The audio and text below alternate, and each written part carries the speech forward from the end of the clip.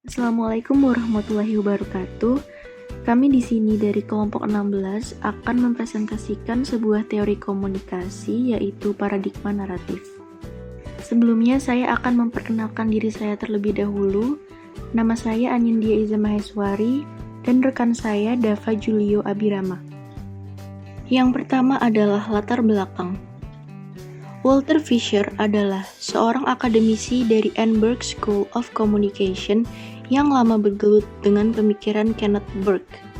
Bahkan, ia disebut sebagai orang yang berjasa memformalkan dramatismenya Burke sehingga korelasinya dengan komunikasi menjadi lebih jelas.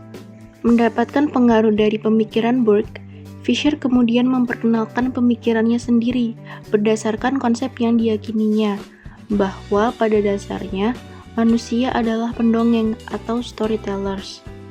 Konsep ini kemudian disebutnya sebagai teori paradigma naratif. Selanjutnya adalah konsep.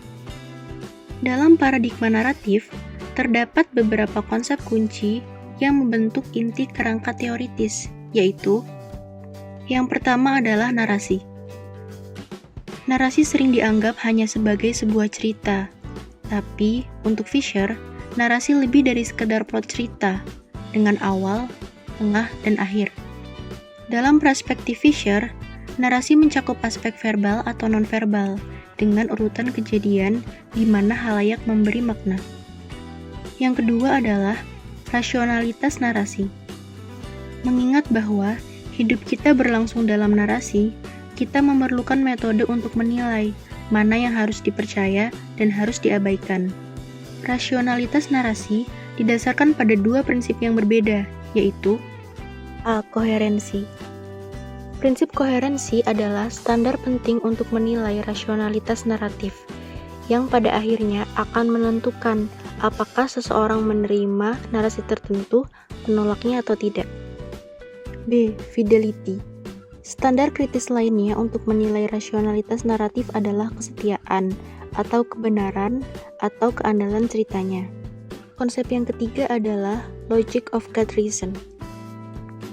Masih terkait dengan fidelity, Fisher menunjukkan sebuah metode utama untuk menilai kesetiaan naratif, yakni logika alasan bagus.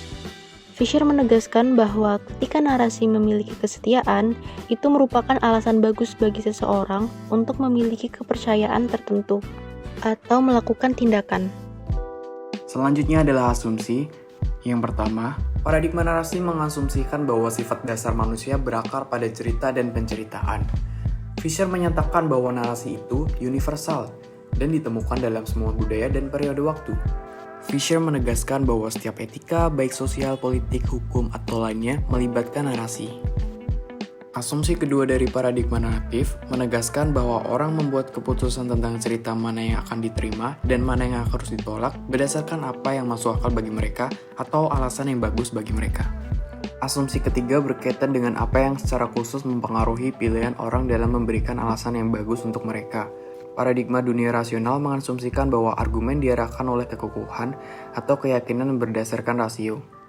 Bagi Tolmin, anatomi argumen adalah perpindahan dari data ke sebuah kesimpulan.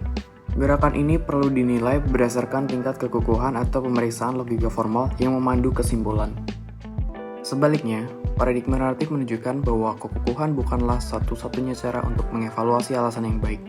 Sebenarnya, kekukuhan mungkin bukan cara yang tepat untuk menggambarkan bagaimana orang membuat keputusan ini. Paradigma naratif mengasumsikan bahwa rasionalitas naratif dipengaruhi oleh sejarah, biografi, budaya, dan karakter. Dengan demikian, Fisher memperkenalkan gagasan tentang konteks ke paradigma naratif. Orang-orang dipengaruhi oleh konteks di mana mereka berada. Asumsi keempat membentuk isu inti dari pendekatan naratif. Ini menegaskan bahwa orang percaya pada sebuah cerita sejauh cerita tampak konsisten dan jujur. Asumsi kelima, perspektif Fisher didasarkan pada asumsi bahwa dunia adalah kumpulan cerita dan saat kita memilih di antaranya, kita mengalami kehidupan secara berbeda, memungkinkan kita untuk menciptakan kembali kehidupan kita. Selanjutnya adalah aplikasi teori.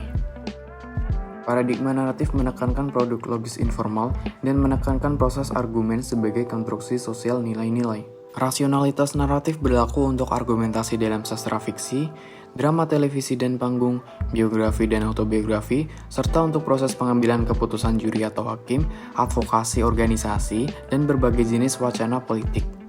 Beberapa ahli teori komunikasi menerapkan teori paradigma naratif secara umum sehingga mereka kehilangan pandangan tentang sentralitas proses dan nilai-nilai penalaran praktis dan alih-alih berkonsentrasi pada narasi sebagai gagasan umum terkait praktik komunikasi. Misalnya saja, sebuah studi yang menggambarkan asumsi-asumsi ini dalam konteks ruang sidang memeriksa penggunaan paradigma naratif untuk komunikasi profesional. Christine Kelly dan Michael Zack menegaskan bahwa kemenangan sidang mantan pemain football O.J. Simpson adalah karena kemenangan argumen naratif atas argumen rasional.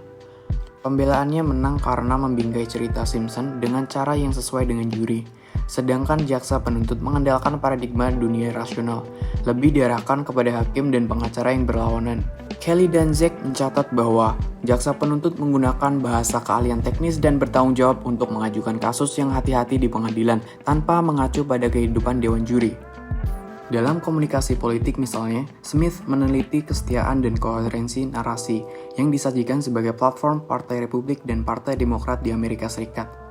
Hasil studinya menunjukkan bahwa meskipun ada perbedaan yang jelas, masing-masing pihak dapat menjaga koherensi dan kesetiaan dengan tetap konsisten baik dalam struktur maupun nilai-nilai partai yang menyeluruh. Paradigma naratif juga banyak digunakan dalam penelitian mengenai merek dan branding. Misalnya saja penelitian yang dilakukan oleh Nancy B. Stewart dan Randall T. Barker yang menemukan bahwa perusahaan dan institusi bisnis menggunakan cerita atau merek yang menggunakan cerita untuk menghasilkan loyalitas merek. Oleh karena itu, banyak institusi bisnis yang berinvestasi dalam menciptakan kisah yang baik melalui iklan dan hubungan masyarakat.